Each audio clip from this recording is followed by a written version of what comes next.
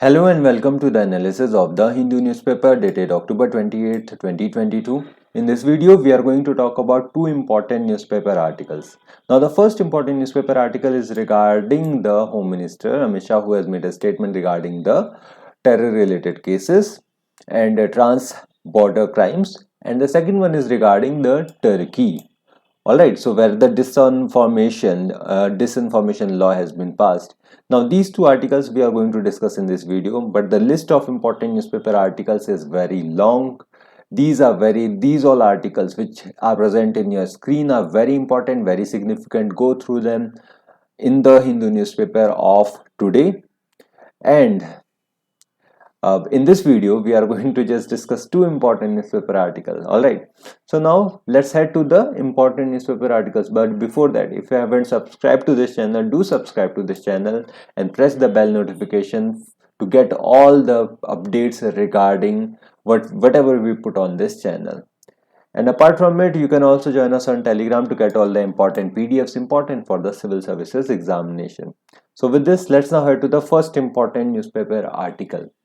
Now, the first important newspaper article is regarding the uniform policy on law and order. So says the Home Minister, that is Amit Shah. Alright, so now the Union Home Minister Amit Shah on Thursday said that states should have a uniform law and order policy as certain crimes such as cross-border terrorism and cyber crimes transcend regional and international boundaries. Now, if a crime happens, it doesn't happen in just one state. It happens across all the states. The planning goes on around in all the states, and that is why you need to have a uniform policy regarding this particular situation to deal with. Alright, so now he has put up some of the major pointers, or he has said few of the things. Now we have put it into the major pointers. Alright, so now by 2024 he says that each state should have a National Investigation Agency office. Now what does National Investigation Agency does? It does investigate the terror related cases because this particular agency, that is the National Investigation Agency, has extraterritorial jurisdiction. Then it has the power or the additional powers to confiscate property in terror related cases, and that is why each state must have a National Investigation Office, and it is going to have a national an office or an agency in every state by 2024. Now the second point he made is that of centralization of data on terror and other crimes, that is one data, one entry.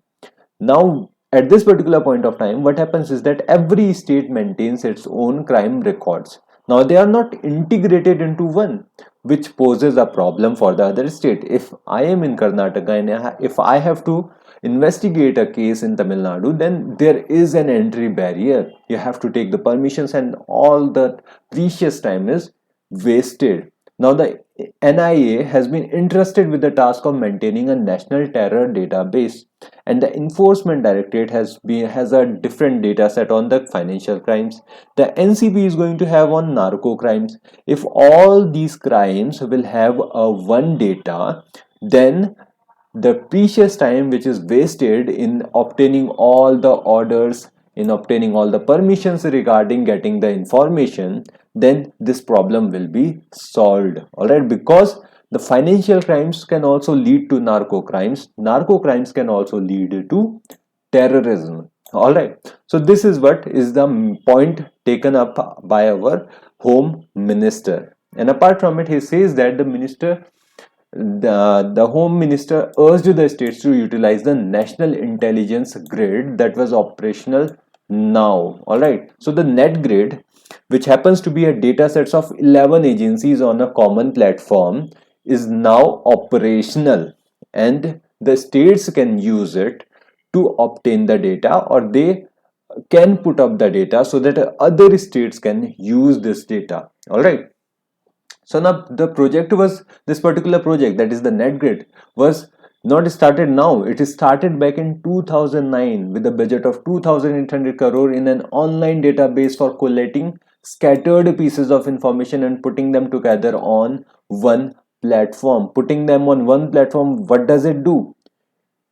It does the function of putting all the data into one, and then this data can be used by any of the agencies. That is the purpose of the NetGrid. Now NetGrid is exempted from the Right to Information Act 2005 under subsection 2 of the section 24. This is the main pointer.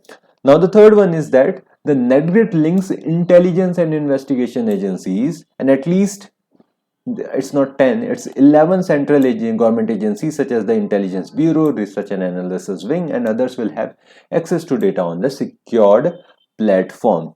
But the main question arises over here is that why do we need this? Alright, so the first important pointer of why do we need is that the nature of crimes is changing and they are becoming borderless. That is why all the states will have to battle these by having a common strategy. This is also the point which has been put forward by our Home Minister. And apart from it, the second point of why do we need is that to formulate and implement this under the spirit of cooperative federalism, it strengthens, this particular approach strengthens the cooperative federalism, and that is the cooperation between the center and the state, between the state and the state. It combines the whole, all the states into one. And apart from it, cooperation, coordination and collaboration between the center and the states is required in this approach. Alright, so the second point over here is that it strengthens the cooperative federalism. And what was the first point? It was regarding that the nature of the crimes is changing and they are becoming more borderless, and that is why we need a unified approach towards ending these kinds of crimes. Alright, so this is it regarding this particular newspaper article. We have talked about the NetGrid, we have talked about how the NetGrid combines all of these data, and apart from it we have talked about what our Home Minister has said. Alright, so this is it regarding this particular newspaper article. Let's now head to the next important newspaper article.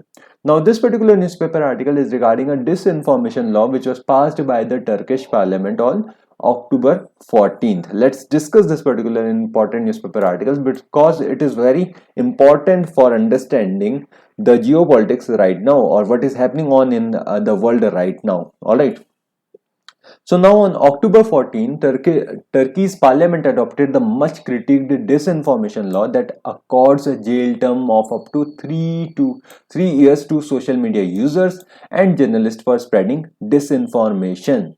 Now, what does this disinformation law say? We are going to talk about it, but before that, President Recep Erdogan's ruling AK party along with the nationalist ally MHP voted for the bill that has drawn concerns about the potential curtailment of social media and journalistic freedom in the country.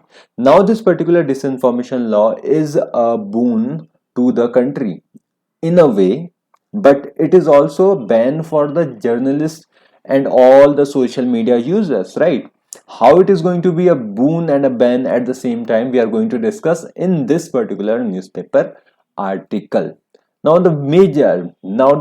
as we talk about the major pointers, the first important point is that this particular law is called the disinformation law, and it consists of about 40 articles that would amend about 23 different laws. Now, out of these 40 articles that are present in the disinformation law, the most contentious or the most a different law is the Article 29. It is the most contentious law. Alright, so now what Article 29 says is that it designates it an offense to publicly disseminate misleading information about country's internal and external security, public order and general well-being for the purpose of causing fear or panic among the populace. Now in definition or the language of it seems like it's all fine, right? But it's not all fine. We'll discuss about it, but before that, let's talk about the article. Now the article introduces a jail term between 1 and 3 years for any violation, with the extension of an additional half of the yearly stipulated term if the actions are done in anonymity. Alright, so it introduces a jail term between 1 and 3 years. That is the main problem. because if you are putting disinformation, or if you do not know about that it is a disinformation, and if you put it on the social media, then also you attract 3 years, 1 to 3 years. Now to implement this law, social media platforms could now be asked to hand over user data to the Turkish courts. And if we talk about the arguments in favor, that then the country's government, that is the Turkish government, has argued that the law would combat cases regarding two cases. The first one is the internet is used to share illegal content under false names. So these illegal content will be curtailed. And apart from it, where anonymous accounts slander and defame individuals of differing political thought, religion, or ethnicity. All right. So these are the arguments which have been presented in favor of the disinformation law. But there are major concerns as well. Now the critics, including the Venice Commission, which happens to be the advisory body to the Council of Europe on constitutional matters, have pointed to the unclear interpretation of certain crucial terminologies, especially disinformation. Now the disinformation word has not had a clear interpretation. You can take it in any way possible, so the government can misuse it, says the Venice Commission. Now the Turkey, being a heavily polarized country and the courts having previously turned against journalists and other social scientists, does not lend a confident picture. The first pointer was that there was no clear definition of the word disinformation, and apart from it, the country does not have a very good track record in terms of turning against the journalist. Now, for example, writings for the Brookings, that were written by Asli Adian Tabas, visiting fellow at the Center on the US and the Euro, points to how watchdogs challenged the official government statistics for September inflation. Now, last year you would have remembered, or sorry, this year you would have remembered that in September, it so happened that the inflation was at an all-time high of 83.45%, but according to this particular report, but according to the government, there was no concerns of the inflation as such. Now an independent watchdog, INEC, pegged it, or inflation, they pegged at inflation at 186%. Now the Adyantabas sees that with the latest set of legislations, content of this kind might qualify as disinformation. Now the independent researchers are all going to come under the disinformation, says Adyantabas. Now the commission also highlighted the concerns on dissertations about what should constitute disturbance to the public peace. Now it talks about this particular disinformation law, talks about the public peace and that the public peace shouldn't be disturbed.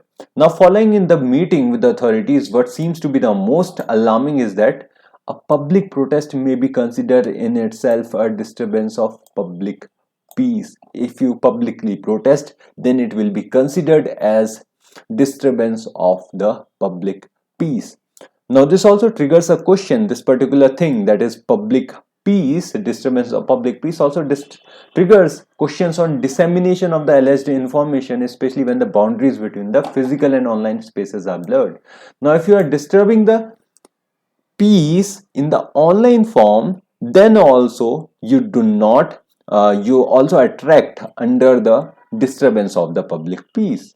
Now these lines are getting very blurry. That is a major concern. And apart from it, Turkey already has an unimpressive record pertaining to press freedom. When we talk about the press freedom, it comes under the rank 149 out of 180 in the Press Freedom Index 2022, which is an unimpressive record, which means that the journalists are getting hurt, they are being blocked from giving any kind of information. So additionally, as the report of the Journalist Union of the Turkey, more than 270 journalists were put on trial last year, while 57 others were physically assaulted and 54 new websites and 1355 articles were blocked.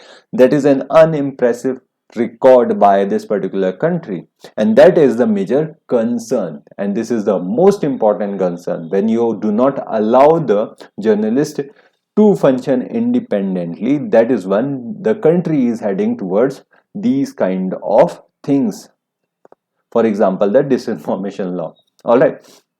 So this is it regarding this particular newspaper article, and this is it for the day. Thank you from my side. I hope you like the video, and if you like the video, then do like the video and subscribe to this channel to never miss an update from this particular channel. So have a good day. Bye.